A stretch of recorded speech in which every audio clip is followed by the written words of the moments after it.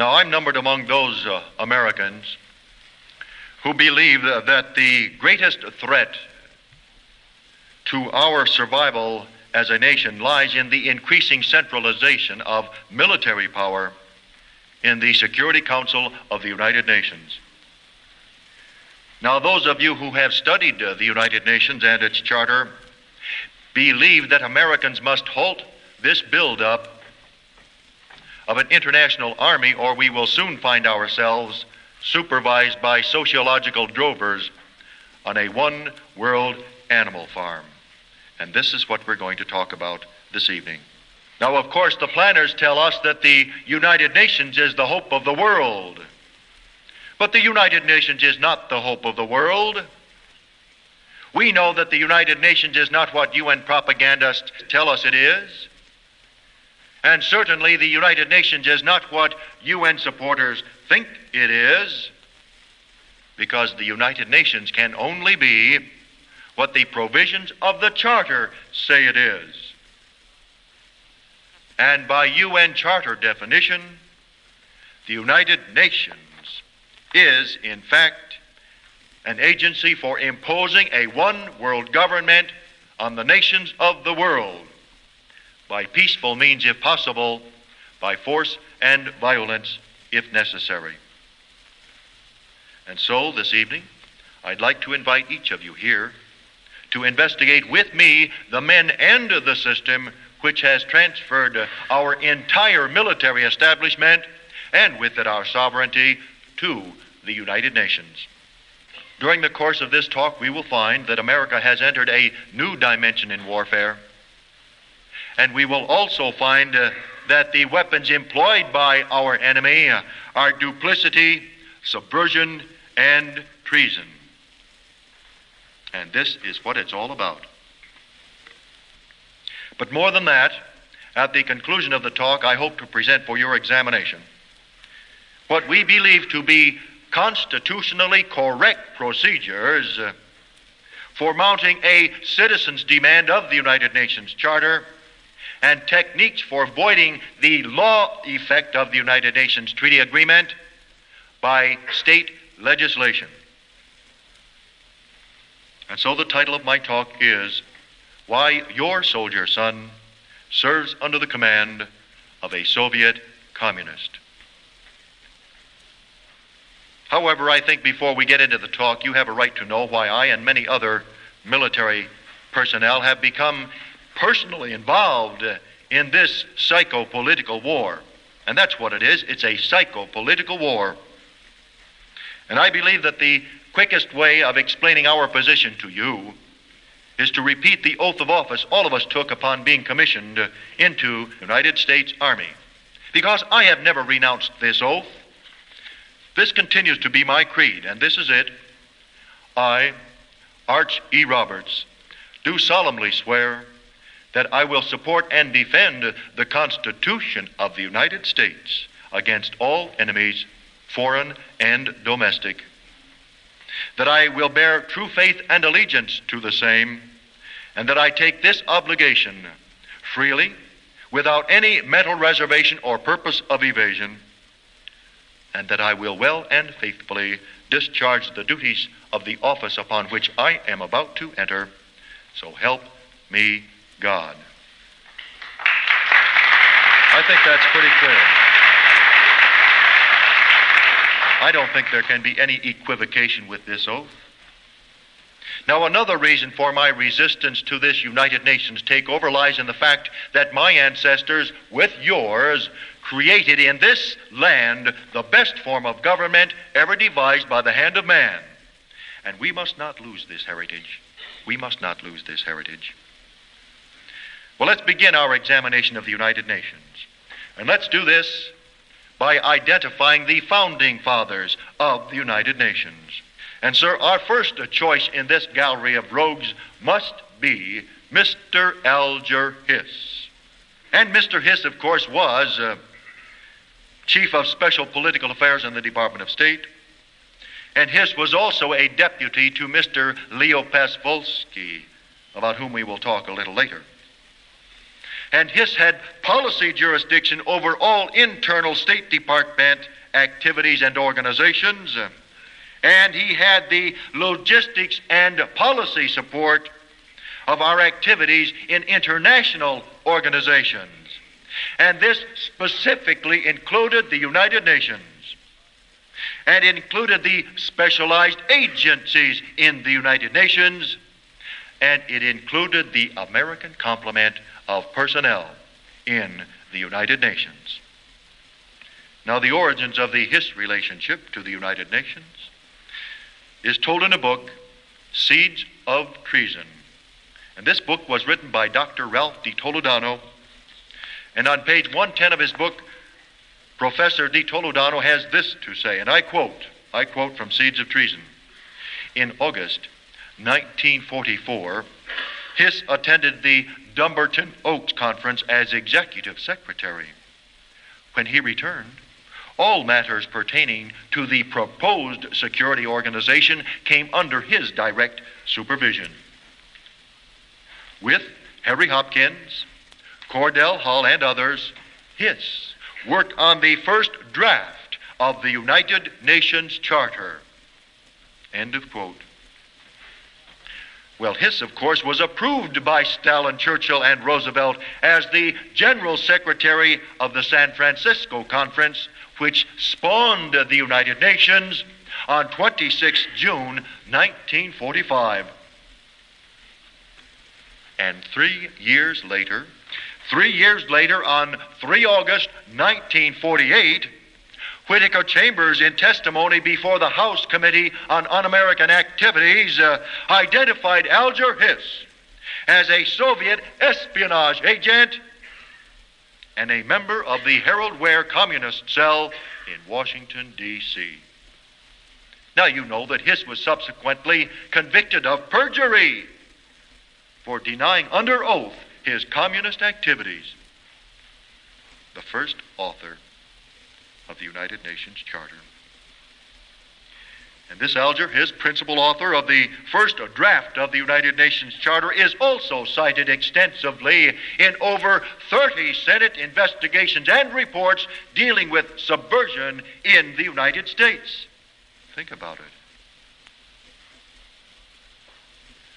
Well, our second choice of UN founding fathers is this Mr. Leo Pasvolsky, whom I mentioned earlier in the beginning of this talk. Now, Mr. Leo Pasvolsky was an obscure but a very powerful State Department chief. And Pasvolsky died in 1953, and in an obituary of 18 May, Time magazine had this to say about Mr. Pasvolsky. And here is the issue of Time magazine for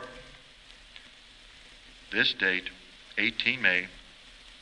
Now, you know that Time magazine is an official publication of the establishment, and they are not likely to malign one of their own. And I quote from Time, died Leo Pasvolsky, 59, Russian-born architect of the United Nations Charter, and economics expert at Brookings Institute. A late 30s protege of Secretary of State Cordell Hull, economist Pasvolsky served as Hull's principal behind-the-scenes strategist at the Dumbarton Oaks and San Francisco conferences. Now listen to this. He broke a Big Five deadlock at San Francisco, said Time, by reinterpreting the veto question and rewriting the UN Charter. End of quote. Well, the Time magazine revelation that Leo Pasvolsky, a Russian-born State Department chief, was the architect of the United Nations Charter may explain why much of this charter was copied directly from the Soviet Constitution.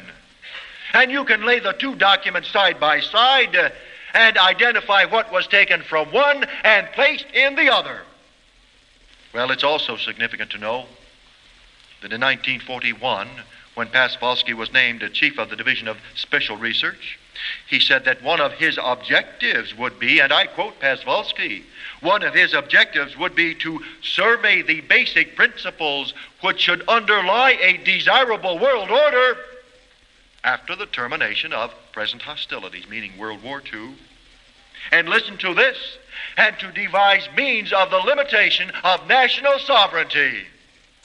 Well, I'd say that the provisions of the United Nations Charter pretty well meet Mr. Pasvalsky's requirements, particularly in limiting the national sovereignty of the United States of America.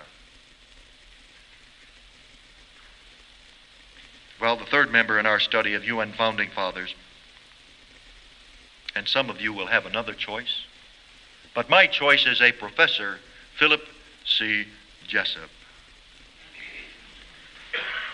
Now, I'm sure that most of you know that Mr. Jessup attended all of these strategy meetings which preceded the San Francisco Conference. He was a midwife of the United Nations. For example, he was Assistant Secretary General of the UNRWA Conference in 1943. And he was Assistant Secretary General at the Bretton Woods Conference in 1944. And of course, he was a member of the American delegation at San Francisco in 1945. But here's something else you may not know about Professor Philip C. Jessup. Jessup is also a former head of the Institute of Pacific Relations. Now, you know that the Institute of Pacific Relations was investigated by the Senate Internal Security Subcommittee. And this Security Committee found that the IPR was a vehicle used by the communists to orient American Far Eastern policy toward communist objectives. A vehicle used by the communists for communist objectives. Well, many authorities on interlocking subversion in government departments believe that the activities of the IPR were a primary cause for the loss of China to the communists following World War II. And where is this Professor Philip Jessup now? Well, perhaps predictably, Mr. Jessup is now the U.S. representative on the UN World Court. That's where he is. That's where he is. And of course, Jessup is also cited extensively in many investigations on subversion and Soviet activities in the United States, including this Institute of Pacific Relations, which I mentioned, but also in the activities of United States citizens employed in the United Nations, strategy and tactics of world communism, interlocking subversion in government departments, and scope of Soviet activity in the United States. Well, ladies and gentlemen, I believe that this sampling of the political persuasion with which the authors of the United Nations Charter are associated should help us in understanding the concealed objectives of the United Nations. Now let's get a clearer picture of these concealed objectives. And to do this, let's study one of the offices of the United Nations, just one. And this office will be the Undersecretary for Political and Security Affairs. Now, this Undersecretary is the executive officer of the Security Council. The executive officer. And anybody here who understands military organization tables will understand that this man is, in fact, the commander-in-chief of all armed forces placed at the disposal of the Security Council. He is, in other words, he is the commander-in-chief of the United Nations Army. He is also, incidentally, the custodian of all U.S. plans for self-defense, including the plans for Korea and Vietnam, for example. And perhaps it won't surprise you to know that this UN military post is consistently awarded to a Soviet communist, consistently. Now, Americans don't seem to be alarmed by the fact that their sons serve under the command of a Soviet communist. But this complacency cannot be charged to lack of information, because the New York Times, which is the voice of the establishment, in an article dated 22 May 1963, headed "Russian Name to High UN Post identified this very condition. And I would like to show you that article, and I have a copy of it right here, the New York Times. And I quote from the Times. "The post for Political and Security Council Affairs," said the Times, "traditionally has been held by a Soviet national. The Undersecretary," said the Times, "is a senior advisor to the Secretary General." Well, I guess he is. End of quote. Well, I took the trouble to look up the UN yearbooks for this period, and I found that the United Nations yearbooks confirms the New York Times article, because here are the official identifications from the UN itself of the appointees to the Undersecretary for Political and Security Affairs since the very beginning of the United Nations. And here they are. 1946 through 1949, Arkady Alexandrovich Sobolev, USSR. 1949 through 1953, this is the Korean War period. Konstantin E. Zachenko, USSR. 1953 through 1954, Ilya S. Turnyshev, USSR. 1955 through 1957, Dragoslav Protich, Yugoslavia. 1958 through 1959, Anatoly Dobrynyan, USSR. 1960 through 1962, Gregory Petrovich Arkadev, USSR. 1962 through 1963, Eugenie D. Kiselev, USSR.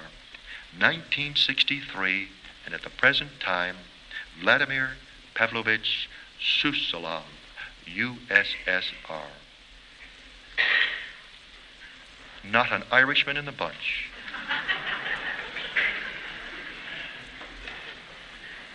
Now, many leading Americans have voiced anxiety at the constant appointment of a communist to fill this UN military post. And that's exactly what it is. It's a military post. And one of these who clearly recognized the concealed purposes of the United Nations was the late Congressman Usher L. Burdick of North Dakota.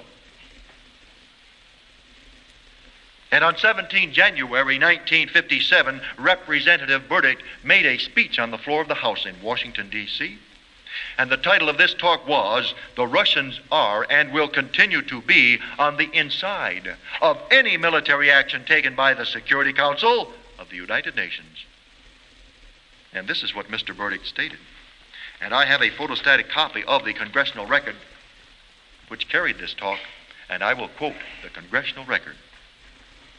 "This means that since the Security Council was organized, the Russians, through this secretary, have had close touch with all military plans."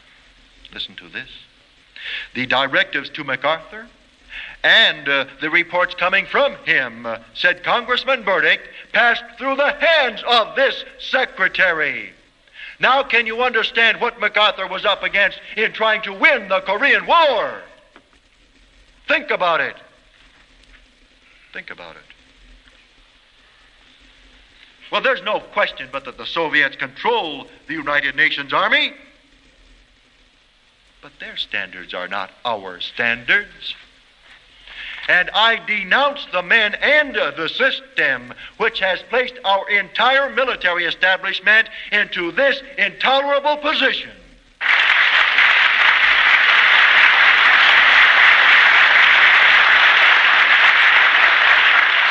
Incidentally, here's a pocket-sized copy of the United Nations Charter. This is it.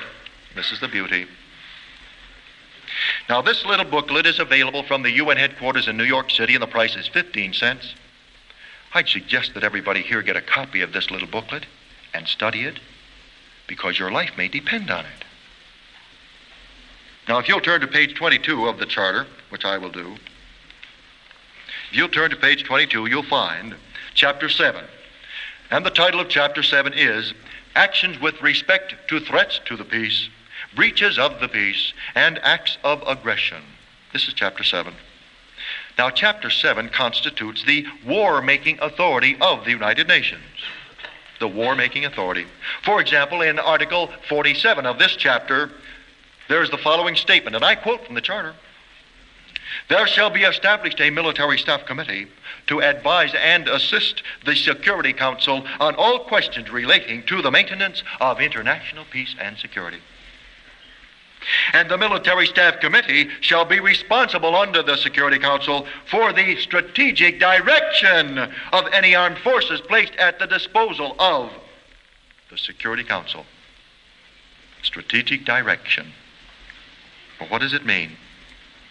Well, this legalistic language simply means, of course, that the Security Council of the United Nations has the authority to declare peace and to go in shooting, as was the case in Katanga. That's what it means. That's what it means. Now, I know that the Military Staff Committee is rather confusing, but the Military Staff Committee concept was inserted into the Charter to fool the American people. To fool the American people. And proof of this fraud is found in a book written by the first Secretary General of the UN, and he should know, Mr. Treasonously. Mr. Treasonously. And he wrote a book in the cause of peace. And on page 431 of his book, Mr. Treasonously had this to say, and I quote, "The Military Staff Committee, covered under Article 47, so far has been stillborn." End of quote. Further, Article 46 also states, plans for the application of armed force shall be made by the Security Council with the assistance of the Military Staff Committee. Well, as there is no Military Staff Committee, this assistance is provided by the Undersecretary for Political and Security Affairs, whose plans have included the American defeat in Korea and the rape of Katanga and our military and economic hemorrhage in Vietnam. Sadly, Article 47 of the UN Charter also reveals that the Congress of the United States have abdicated their responsibility to the American citizen. Because, of course, the U.S. Constitution in Section 8, Article 1, directs that the Congress shall have the power to declare war. And yet the United States Senate has officially admitted that the U.S. Constitution was ignored in the Korean action. And on page 3605 of the General MacArthur hearings, a joint Senate committee had this to say, and I quote from the Senate hearing: "The United States should never again become involved in a war without the consent of Congress. For the first time in the history of our nation, the constitutional authority of the Congress to declare war has been bypassed." Has been bypassed. Well, Korea was the precedent for UN jurisdiction in committing American soldiers to battle all over the world. And it's perfectly obvious that the Security Council of the United Nations, and not the Congress of the United States, is now the supreme authority which, as in the case of Korea, and of all of the campaigns which have followed Korea, send our troops and our equipment everywhere in the world to maintain international peace and security. Ladies and gentlemen, at this very moment, America's sons, at the direction and plan of communists in the United Nations, give their lives and blood to further the concealed objectives of the United Nations. Now, this situation should not surprise those of you who know that the United Nations Charter was written by communists and traitors, among whom the arch-criminals Alger Hiss, Leo Pasvolsky, and Philip C. Jessup are prominently listed. My fellow Americans, this communist-dominated UN Security Council was the policy-making organization which imposed a substitute for victory in the Far East. And this communist-dominated UN Security Council is the supreme military headquarters which even now directs and manipulates U.S. armed forces in no-win military adventures all over the world. Ladies and gentlemen, I respectfully submit to you that the real enemy in Korea was not this illiterate Chinese peasant who crossed the Yalu with a bag of rice and a Russian rifle. This wasn't the enemy. The real enemy crouches in the chambers of the United Nations, where he remains concealed to this very day.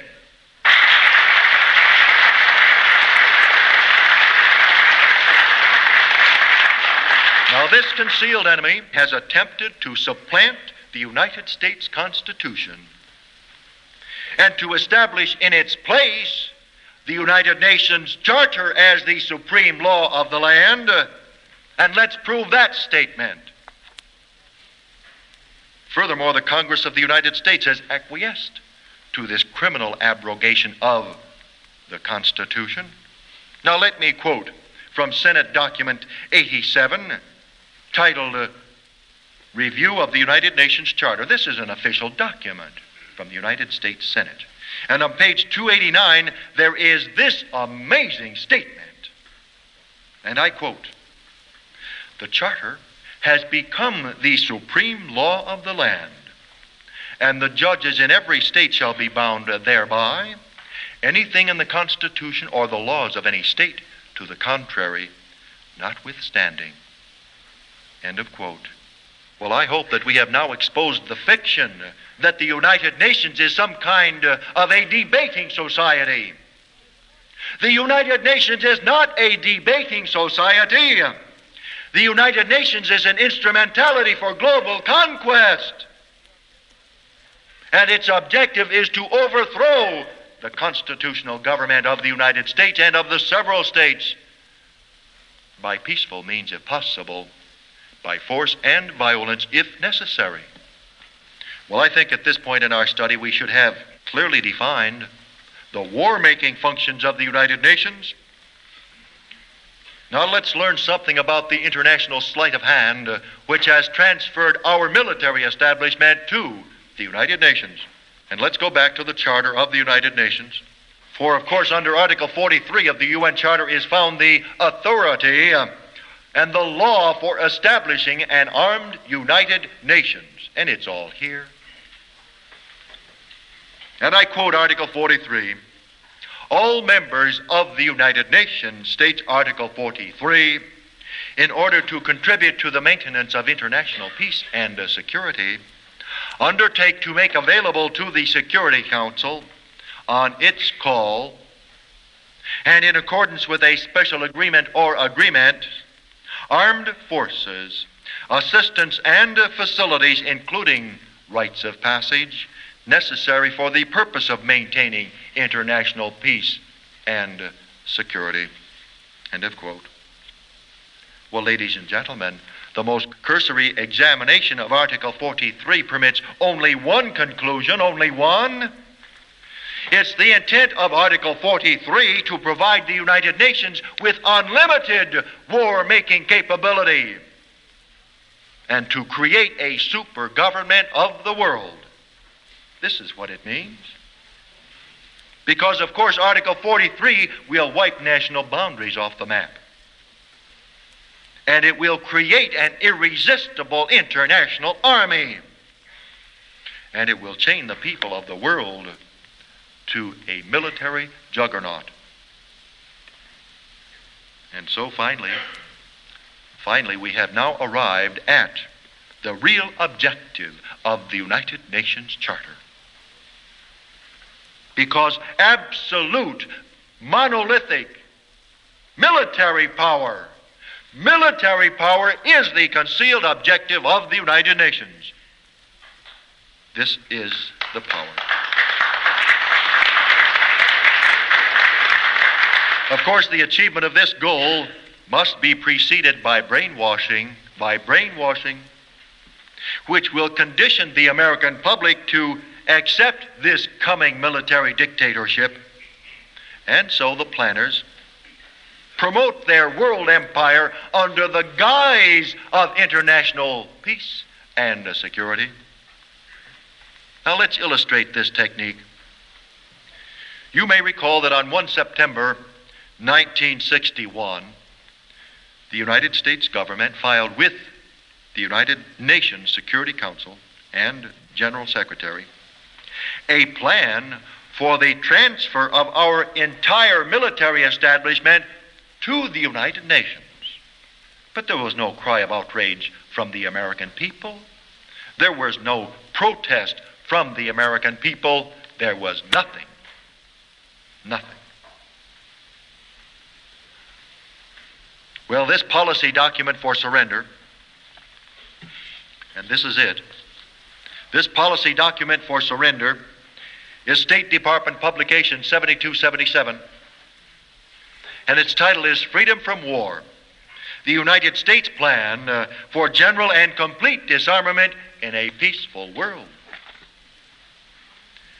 Well, this somewhat innocuous little book in United Nations blue will kill you. It will literally kill you, because in it our State Department calls for the progressive reduction of the war-making capability of the nations and the simultaneous strengthening of international institutions to settle disputes and maintain the peace. Which means, of course, the disarming of the United States and the establishment of a United Nations Army. This is exactly what it means. Now, of course, to implement this plan, to implement this surrender plan, where no state, and I quote, where no state would have the military power to challenge the progressively strengthened UN peace force, it was necessary to translate this State Department policy into law. And of course, to assure brainwashed Americans that this law was in their own best interests. Well, this is the way they worked it. Very simple. In the same month that our State Department presented its Freedom from War plan to the UN, the U.S. Congress was pressured into passing Public Law 87-97. Now, this is the Arms Control and Disarmament Act. It's a public law. Now, this public law, dated 26 September 1961, established the United States Arms Control and Disarmament Agency. This is it. This is the law. Now, among the functions of this agency, and I quote from the law, I quote, are the following: the preparation for and management of United States participation in international negotiations in the arms control and disarmament field. 2, the dissemination and coordination of public information concerning arms control and disarmament. And 3, the preparation for, operation of, or as appropriate, direction of United States participation in such control systems as may become part of the United States control and disarmament activities. Well, that's pretty confusing. But stripped of its deliberately confusing and evasive semantics, the Arms Control and Disarmament Act confers upon socialistic bureaucrats the authority to destroy our sovereignty in secret international agreements and to propagandize the American people into accepting these felonious acts as being in the best interests of the United States. And 3, to transfer the armed forces of the United States into a United Nations control system. This is what it means. Ladies and gentlemen, the enormity of this subversion is nearly incomprehensible. And as an Army officer, I vehemently protest the transfer of our men into an organization whose every precept and very existence contravenes the Constitution I have sworn to uphold.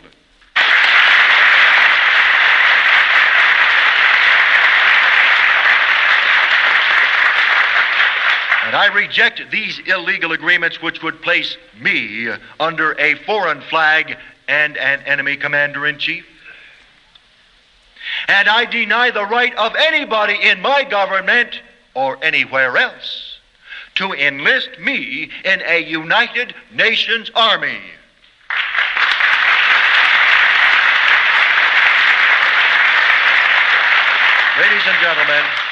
Ladies and gentlemen, the preservation of this Christian republic and of our institutions of freedom now urgently demand that we correctly assess the hidden purposes of the United Nations Charter.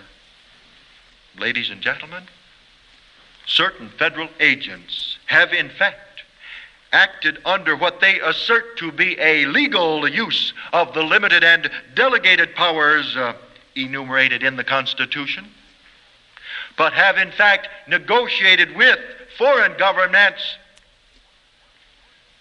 to coerce these United States into a United Nations treaty agreement which would constitute a surrender to these foreign governments of the rights and the liberties assured to the people under our Constitution, and to surrender the powers of government which this Constitution guarantees to our people.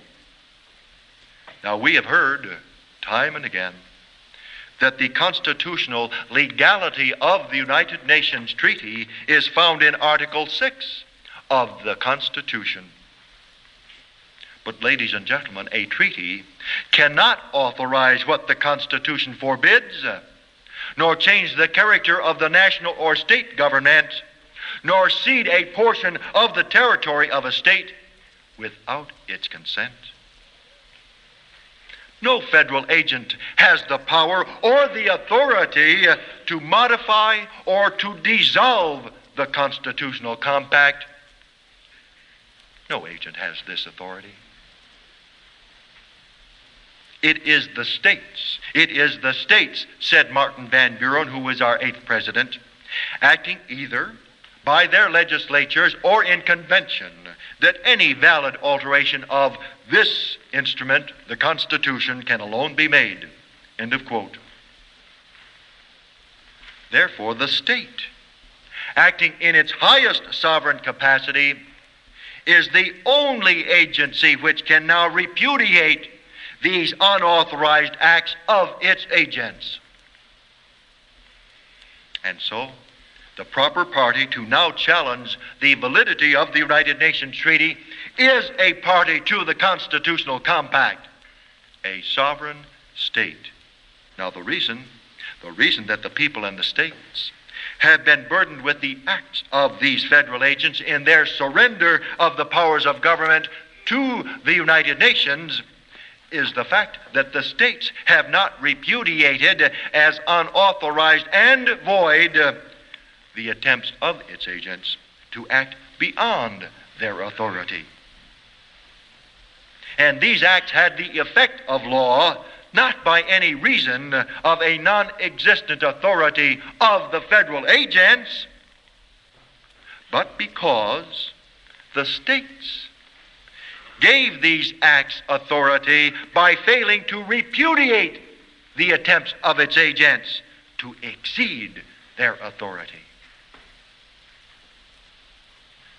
And so, in the light of these failures, and because events in Washington certainly prove that Americans have lost control of the federal government, I now respectfully propose that we the people, act to force our state governments to do what may be necessary to protect the interests of the United States and its people. I suggest that you and I, being the last reserves in this struggle against United Nations tyranny, generate a public demand for the appointment of a special joint committee of our state legislature to inquire whether there were powers of government delegated by federal agents to the United Nations by treaty.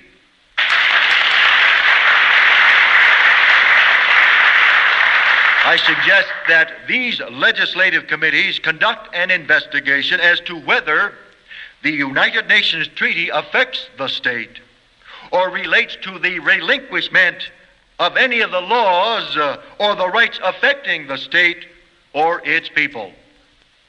And whether the United Nations Treaty would deprive the state or its people of rights and privileges, or would involve any change in the provisions of the Constitution of the United States without the consent of the government of the state and its people.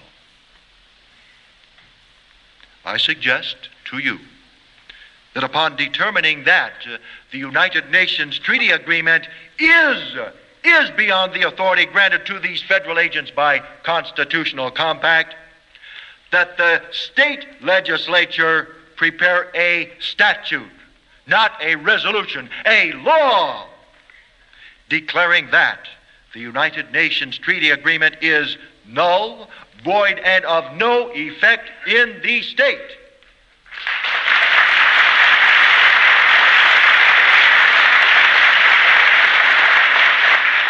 I further suggest that this law, this statute, direct that a violation of the law shall be a felony, and that person so convicted shall be subject to judgments of up to $100,000 fine or 20 years confinement in the state penitentiary, or both.